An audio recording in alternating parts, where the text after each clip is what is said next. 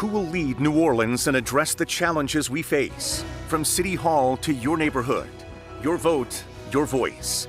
WDSU's mayoral debate starts right now. Good evening and welcome to the WDSU mayoral debate. I am your moderator this evening, Gina Swanson. We know early voting starts this Saturday, and WDSU wants to make sure you have heard from the candidates before you cast your ballot. We've invited the candidates tonight who met several criteria, from social media presence, campaign staff, and a contribution threshold, all of September 1st. Those candidates are State Senator Royce Duplessis, City Council Member Helena Moreno, and City Council Member Oliver Thomas. Thank you all for joining us tonight. No small ask to offer yourself up in this way. Here is how we will proceed tonight. We will have a main round, a lightning round, and direct questions, and a 30-second opportunity for closing remarks. As you know, we have a lot of ground to cover in a short amount of time. The order of the candidates has already been pre-selected, so let's get started, shall we? Question number one on the issue of insurance. The first question is to Councilmember Thomas. Last week we saw parts of Jefferson Parish getting a 35% drop in insurance because the parish has improved its insurance rating. New Orleans still has a Class 7 rating. People are saying it's just too expensive to live here. We're seeing people move away, citing the price of insurance. If you're elected mayor, how will you, one, bring insurance rates down, and then two, convince people that New Orleans is affordable enough to live? Well, first of all, thank you, and I want to thank WDSU for this opportunity, as well as my colleagues who offer themselves to run for office. Mimic what Jefferson Parish has done. Meet with those officials to talk about how they did it. Continue to meet with the State Insurance Commission and the governor and the legislature. Talk about how do we collectively bring down rates. How do we take advantage of the fortified roofing program that the senator has talked about? We know that if you can show that there's 25% participation in a certain area, insurance rates automatically go down. As well as being the leader, as the mayor, at some point, the mayor has to talk about what that office does to make sure this city is affordable. Insurance rates and the increase in insurance rates, as well as the cost of living, is increasingly making New Orleans more and more affordable. Let's not reinvent the wheel. Let's sit down with the officials in Jefferson Parish, mimic what they did, and make it apply to New Orleans.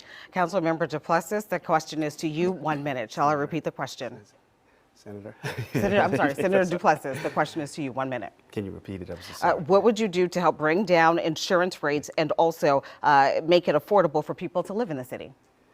Thank you, Gina. Well, we know that insurance is crushing individuals, is crushing the real estate market, and it is absolutely one of the reasons why so many people have left our state. I'm a trained attorney. I'm the only attorney in this race. I will continue to do the work that I've been doing at the state legislature. I've served on the Louisiana Senate Insurance Committee, where I've been a champion, and I've fought in a very hostile climate to do everything possible to bring down homeowners' insurance rates. That means working with all of my colleagues, particularly on the fortified roof program. I've been very vocal about my plan to create a local program to support the state program so that we can get those 25% of rooftops fortified in the parish of Orleans to try to bring down insurance costs. Also, we know that when we work with community, community usually knows best. That means partnering with community organizations like Healthy Community Services and Angela Chalk and the Greater Treme Consortium and working with community to let them lead the way for flood insurance. Councilmember Moreno, the question is to you. How would you bring down insurance rates and make New Orleans more affordable so people can stay? Thank you, Gina, and thank you to WDSU for having all of us today. First, let me just say that so often it's been said that, hey, cities really can't do anything about the insurance crisis. I disagree with that. And that's why my administration will create the Office of Insurance Justice so that we can create the right level of policies to really assist the people of New Orleans with this insurance issues. And when it comes to this particular office, one of the things that we need to explore is a potential partial tax abatement for individuals who do want to invest in a fortified roof. And then also really working closely with our legislative delegation to come up with new ideas that potentially could move forward positive legislation that not only could help the people of New Orleans, but really could help people from all across the state of Louisiana. But what we are seeing is that if we look at certain areas and put fortified roofs in certain areas, what you will do is you will bring the overall cost of insurance throughout entire neighborhoods down. And so that's the level of strategy that we really need to be looking at. And already I've been talking to the folks over in Jefferson Parish to see what we can model after them. The next question is on the issue of development in New Orleans East. Senator Duplessis, the question is to you. We asked our viewers actually to submit questions. Several viewers wanted to know about plans to redevelop New Orleans East aside from Six Flags. Viewers want tangible, immediate development. Again, in Jefferson Parish, they got an Amazon same-day shipping facility. What can you do in New Orleans East? Do you support the Planning Commission's recommendation to instill a specific development district similar to the downtown development district? 1 minute, Senator Duplessis. I was born at Methodist Hospital on Reed Boulevard in New Orleans East. Many of you all have heard me share the story about my upbringing and the memories of New Orleans East and what it used to be in Kenilworth and the Plaza and how special New Orleans East not just was, but still is. We're going to change the perception and the way that we talk about New Orleans East. We're going to speak life into New Orleans East. That's how we're going to start. The other piece is that we have to talk about the current failures. Councilmember Moreno is the chairperson of economic development, and we have absolutely nothing to show for it in New Orleans East in particular. But what I will do is I will lean into the Port of New Orleans by playing up our strengths. The expansion project, that will create, on average, jobs that pay $75,000 a year. New Orleans East can absolutely benefit from transportation, distribution, warehouse jobs. And yes, I'm tired of seeing Amazon distribution plants go in Jefferson Parish and go in St. Tammany Parish when they need to be right there in New Orleans East. Senator, thank you. Council member, the question is to you. We heard the senator say that you were over economic development. What would you do to spur more economic development in New Orleans East? And do you support an economic development district? 1 minute. So first, it's all about really boosting the Economic Development Office and having a team just specifically focused to New Orleans East. And that's what my administration will do. Ultimately, having a team of individuals who every time that they come into work, all they're thinking about is how do we retain and recruit businesses in New Orleans East. New Orleans East is really just ripe for opportunity. What it has lacked is real focus. We have tremendous opportunities that are available due to the fact that we have the new port terminal, the LIT terminal, coming in St. Bernard. And so that means that right now I can tell you that Slidell is really looking for these additional opportunities, but we need to have the mayor's office looking at those opportunities right now. We have so many opportunities for job centers, for warehousing that we can start recruiting and getting right now. And I've already started making some of those calls. We also have the opportunity to utilize some of the city-owned properties that we have there to redevelop those into useful properties. And then, of course, doing what the people of New Orleans East really want, bringing more retail. Thank you, Councilmember. Councilmember Thomas, this is your district. We got a lot of questions on. They want to know tangible and immediate development, and would you support an economic development district in New Orleans East? Well, I'm going to be the first mayor to have a standalone Office of Economic Development in New Orleans East. But this is also a no-brainer. Why aren't we leading with the positives about New Orleans East? The senator is right. New Orleans East is leading in violent crime reduction. Why aren't we building that up? Why don't we take advantage of two of the busiest waterways in North America, the intercoastal and the industrial canal? They feed the 33 state tributary system. We can spin off what they're doing with the port to make sure that we're incentivizing those the areas around those two waterways. If we can have a biomedical research district downtown, if we can have special taxing districts downtown, why don't we do the same thing in New Orleans East? Let's take advantage of the 7,000 acres of the developable business park.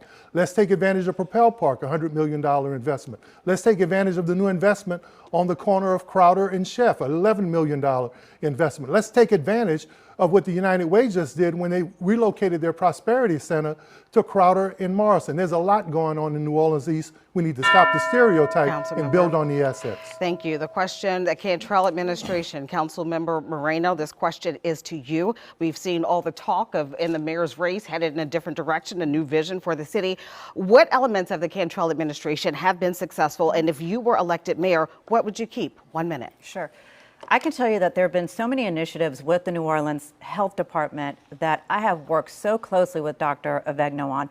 Everything from assisting new mothers and really trying to improve maternal outcomes here in the city of New Orleans. Also, my work around domestic violence in partnership with this administration, particularly with the health department, ensuring that we now have social workers who are responding after there is a case of domestic violence at the scene, really, to assist victims. Working so closely also with the health department to help vulnerable populations, particularly those living in senior apartment housing, so that we ensure that when there is a storm or any type of emergency, that they are not left behind. So I certainly would continue to support Dr. Jennifer Avegno, keep her, and make sure that our health department continues to do the great work that they've been doing. Councilmember Thomas, Cantrell administration, what would you keep if elected mayor? Well, as mayor, Oliver Thomas is going to expand the City Seats program.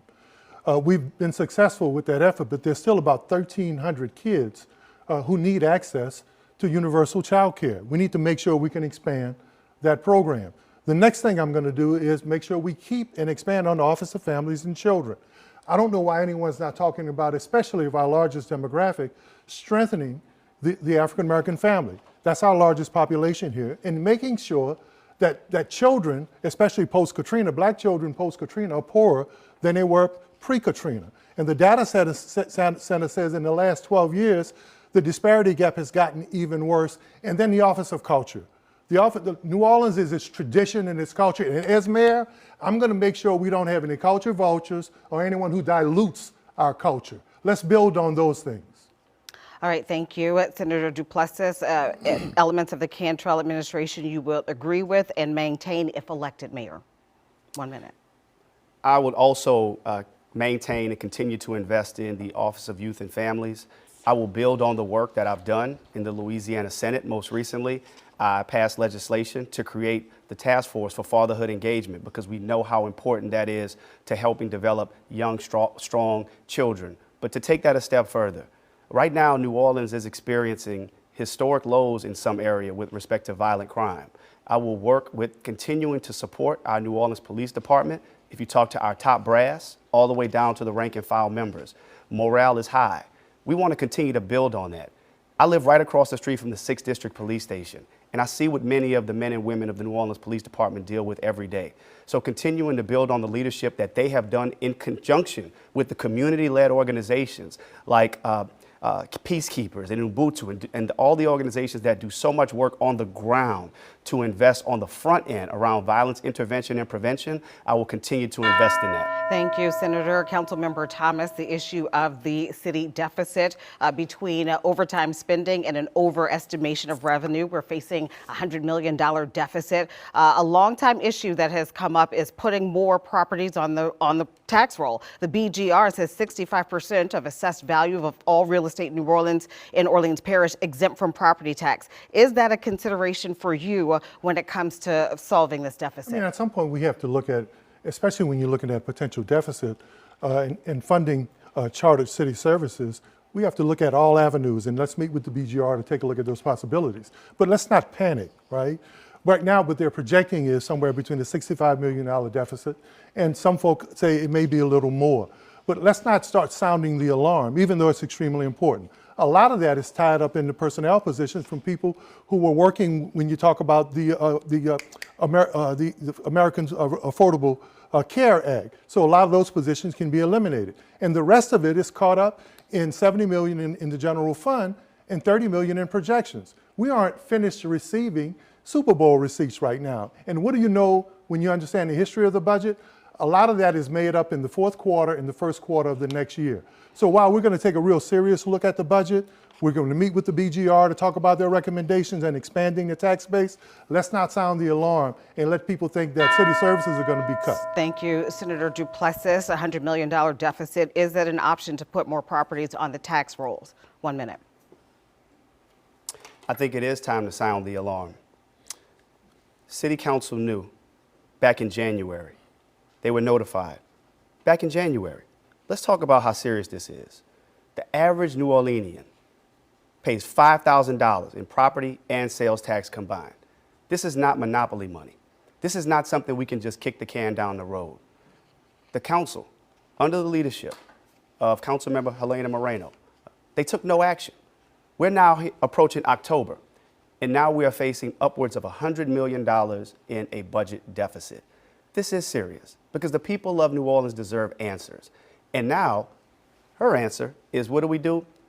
We ask the state legislative auditor, to come in and do the job of the city council.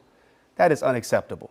This is going to have serious consequences for our city because the city council is directly responsible for the budget. And there's no clear answer. We don't know if it's 65 million or 140 Senator, million. thank you, but we have to take Councilmember. action. Again, you were mentioned in terms of taking no action for when you were first notified about this. $100 million deficit. Is putting more properties on the tax roll, is that an option? 1 minute. First, I'll start by saying Senator Duplessis should know that mid-year cuts, when those come around, that's actually the responsibility of the executive branch. But nonetheless, the City Council did work to figure out different ways that we could cut expenses, including trying to cut travel expenses. And so now we're to the point where, of course, you've got the CAO saying one thing about what the budget is. We've got the finance office saying that the budget is a little bit different with the deficit. And then we have our council chair, Joe Giarrusso, who's looking at this very closely, along with the rest of us, saying we need specific clarity to really understand what the problem is. And so I don't care who I have to call in to solve the problems for the people of New Orleans. And the state legislative auditor has done tremendous work in the past when Susan Hudson, when she was having issues with her budget. And then ultimately he realized that she had more money than realized. And also when we were having issues with the city paying vendors, it was the state legislative auditor who came in, who saw the issues the administration was having, and ultimately we were able to solve those. All right, Councilmember Moreno, thank you for that. We're going to move into our lightning round. The agreement here is either yes or no answers. Yes or no. I know everybody trying to explain. You can do that on your social media, but this is yes or no. All right, we will begin with Councilmember Duplessis. Will you commit to a minimum of twice a month public briefings on a variety of topics, yes or no? Senator Duplessis says Duplessis, yes. I'm so sorry. That's Senator okay. Duplessis. Yes. Councilmember Moreno. Yes. Councilmember Thomas. Yes or no? Okay, we will begin next with Councilmember Moreno. Will you commit to seeking council approval before any international travel? Yes or no? Oh, sure. Yeah. Councilmember Thomas, yes or no? Yes. Senator Duplessis, yes or no? Yes. Council approval, okay. We will begin with Councilmember Thomas. A New Orleans firefighter's job may be in limbo based on social media comments regarding the shooting death of conservative activist Charlie Kirk. City employee policy does not prohibit this sort of social media language. Should this firefighter be fired? Yes or no, Councilmember Thomas? Yes. Senator Duplessis? I don't know what was said. I don't know what the employee said, but what I will say is that This is a no yes or New no. Orleanian asked me any issue about this. I think this is a Yes or no? culture war issue. Okay. Is that a yes or I don't no? know what was said. Councilmember Moreno, yes or no? Yeah, I actually don't know.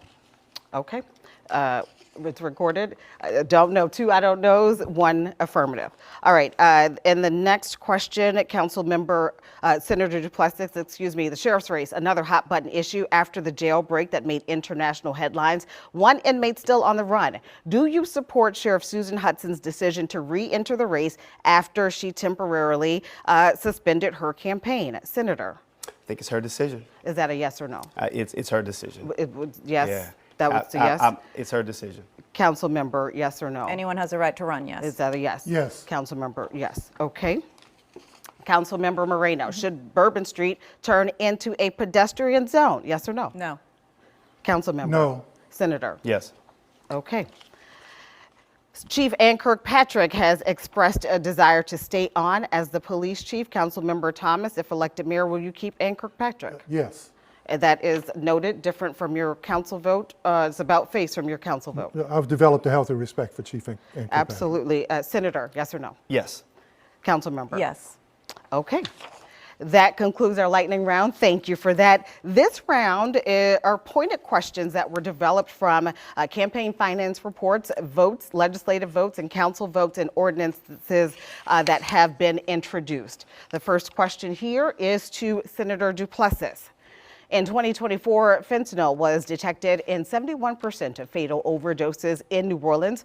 Senator Duplessis, in 2023, you voted against Senate Bill 49. That bill, now law, enhanced criminal penalties for people convicted of producing fentanyl. How do you now explain that vote to the families who lost loved ones from fentanyl? I have spoken with families who've been impacted by fentanyl. I have friends who have overdosed and almost died as a result of fentanyl. The popular thing, the easy thing for me to do would have been to have voted for that bill, but that's never been my style of leadership. Since I've been in the legislature, I've always tried to focus on the root cause, to try to focus on what leads a person to using drugs. We know historically, we know even going back to the crack epidemic era, that mandatory minimums, stiffer penalties, and voting for that bill would not in any way save one life.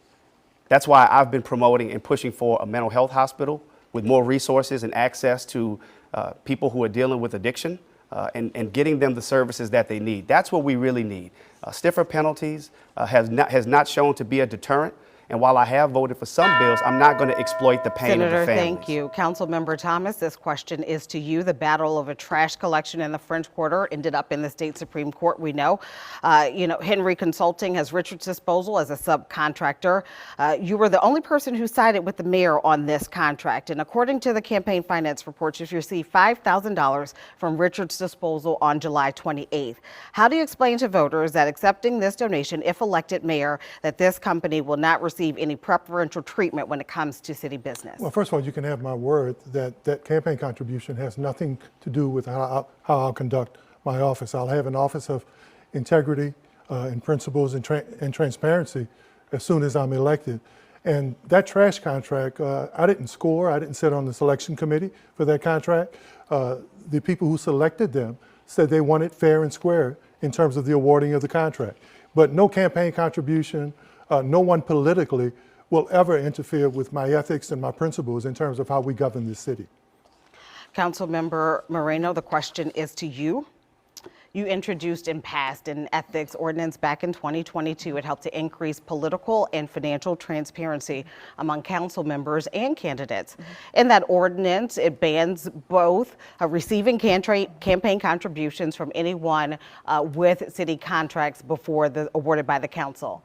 This month's campaign finance reports appear to show a donation from CDM Smith, who were hired back in April by the council to fix roads. The question here is, have you violated your own ordinance? 1 minute. Well, first, let me just say that the ethics ordinance, I truly believe, is incredibly important. And it's clear that people need to see that when the city council is putting out different contracts, that ultimately that those are being done in a fair way, and that, you know, really with the utility contracts, those are the most important pieces, that there's not going to be any type of interference there. I'm not exactly sure about the contribution that you're talking about, but obviously if there's been any type of error or anything like that, we're happy to return the contribution. That's not a problem at all. But I do believe that, you know, ultimately people need to understand that it doesn't matter, you know, whether there's been a contribution of $5 or more. None of the contributions ever impact my decisions. My decisions are always solely based on what is best for the people of the city and what is going to move our city forward in the best way. All right, thank you. We have one more question before our closing statements. Also, a question from, a lot of our viewers. We will begin with Councilmember Thomas. Out of 100 major U.S. cities, Baton Rouge ranks 11th in the country for internet connectivity. New Orleans ranks 79th. We just down the street, y'all, 79th. In a report, less than 42% of homes in New Orleans have fiber internet availability. What's your plan to make sure residents of the city have reliable and affordable high-speed internet connectivity? 1 minute. We have to work with investors and tech experts to make sure that we have a fiber ring so everyone in the city has access to high-speed internet. If we don't do that, not only will it not help our city and our young people and our families move forward, we're going to continue to lag behind when you talk about technology and opportunity, as well as educating our families and the public. As mayor, I'm going to make sure that every neighborhood, every community has access to the best fiber network and internet in this city. No communities, especially if we're going to be 21st century, should lead where others have despair and others have gaps to access. That's not going to happen when Oliver Thomas is mayor. Senator Duplessis, the question is to you. What can you do to ensure that residents have reliable and affordable high-speed internet connectivity? 1 minute. We are New Orleans. We are an international city. We just hosted the Super Bowl. There's no reason whatsoever Baton Rouge should be able to have access to high-speed internet throughout its city, and New Orleans should not. This is a large part of the reason why I chose to get in this race for mayor. The dysfunction, the excuses, all of the we're going to figure it out once I become mayor is what's holding us back. When you've had people at City Hall who've just not, quite frankly, haven't gotten it done. We're going to work with the state. We're going to work with the federal government to ensure that we break down any barriers to access to the internet, high quality internet. We're even going to work with the business sector because they have to understand that they have to make an investment in this as well. There are significant resources out there. We've seen broadband investments happen up in rural Louisiana. We can have the same thing happen here in New Orleans. We just have to prioritize it, put the excuses aside, and make it happen. Councilmember Moreno, the question is to you. What can you do to make sure residents of the city have reliable, affordable, high-speed internet connectivity? 1 minute. Thank you, Gina, for this question. This is actually something that I worked on during my first term, and it was all about creating really what was a public Wi-Fi system because other cities were doing this. And we actually were able to figure out a model, get this done. We were working closely with the administration to actually move forward down this path. But unfortunately, all of a sudden, the city council got cut out, and there was a pivot by this administration to go down this route for this smart cities proposal. And that smart cities proposal, unfortunately, wasn't in the best interest for the people of the city. Ultimately turned into a big investigation by the city council on this overall smart cities debacle. But all that being said, now it's time to restart that process, to look at finally building public Wi-Fi within the city of New Orleans. It is very doable. There is a path to get it done, and I look forward to working on that during my administration. Thank you for answering our questions. We will move on to our closing statements. You each have 30 seconds. This order has been predetermined. We will start with Senator Duplessis, 30 seconds. New Orleans has always been known as the Big Easy, but living in New Orleans over the past several years has not been that easy. That's why we lost over 20,000 people. I'm running for mayor to make New Orleans an easier place to live, to make it a more affordable place to live. I am the most qualified person at this time. I'm a trained lawyer. I've been serving in the Louisiana legislature for 7 years in a hostile climate and working with people who I disagree with to get things done. It's time to move past the division. It's time to move past the excuses. It's time for a new generation of leadership. Councilmember, 30 seconds, closing remarks. Councilmember Moreno. Thank you. New Orleans, we really can do really big things. And the reason why I know that we can is due to the fact that we had a great Super Bowl, because at the directive of the mayor, all city departments were working in collaboration, in coordination with our outside stakeholders to get the job done so that our street lights were on, our streets were smoothed out, and overall our city was shining. But when I'm mayor, that's not just going to happen when there's a Super Bowl coming or when Taylor Swift is coming. That's going to happen all the time because that is what the people of New Orleans deserve. Councilmember Thomas, final word to you, 30 seconds. This is an historic election. Oliver Thomas is running for mayor because of our families, my family, and businesses. I don't need training wheels or a workbook on how city government ought to work. And when you talk about population loss and how we keep people in this city, we should be pumping water out of our city, not people. As mayor, you can count on me not only to be in charge, but make this a city that works for all of us and make sure that the new residents in the New Orleans and folk who live here, that we build the table and it's your table. Not that it belongs to the political brokers or people who have access. This is our city. Historic election, Oliver Thomas. I want your vote. I'm asking for your vote. Thank you, Councilmember. That is going to do it for our WDSU mayoral debate. We know Election Day is October 11th. Early voting starts September 27th. Thank you to the candidates. Have a great evening.